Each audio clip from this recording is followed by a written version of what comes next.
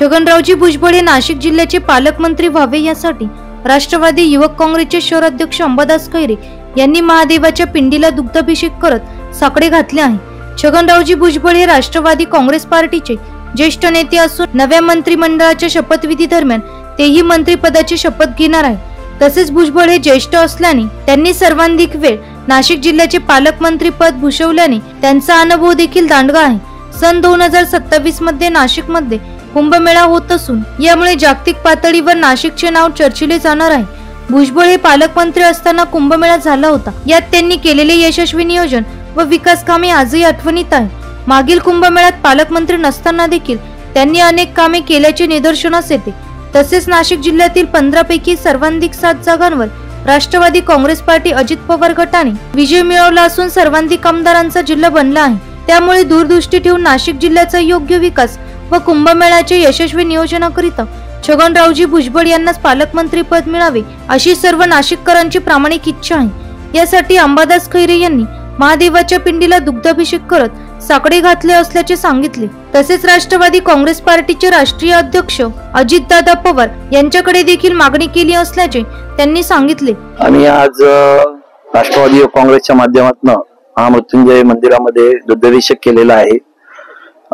पालक आदरणीय भुजबळ साहेब हे येवल्यातनं एकदम चांगल्या मतांनी निवडून आलेले आहे।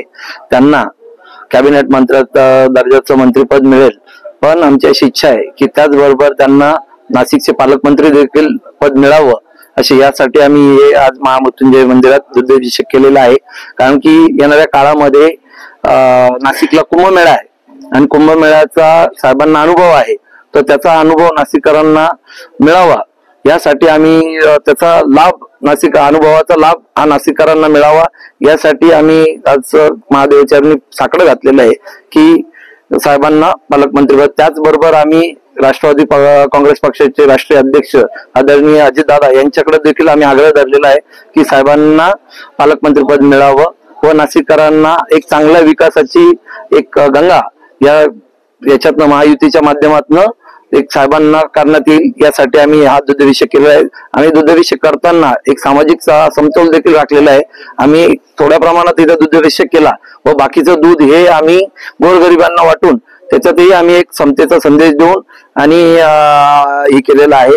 त्याचबरोबर आम्ही महादेवाला साकडं घातलेलं आहे की साहेबांना पालकमंत्रीपद मिळावं। यावेळी योगेश निसाळ, अमोल नाईक, मुकेश शेवाळे, डॉक्टर संदीप चव्हाण, हर्षल चव्हाण, व्यंकटेश जाधव, संदीप खैरे, निलेश जाधव, कुलदीप चिचुरकर, रेहान शेख, हरीश महाजन, महेश बाळसरा, भूषण पाटील, दीपक बणे, आशुतोष चव्हाण, जयेश टोचे, हर्षल वाघ आदींसह मोठ्या संख्येने पदाधिकारी व कार्यकर्ते उपस्थित होते।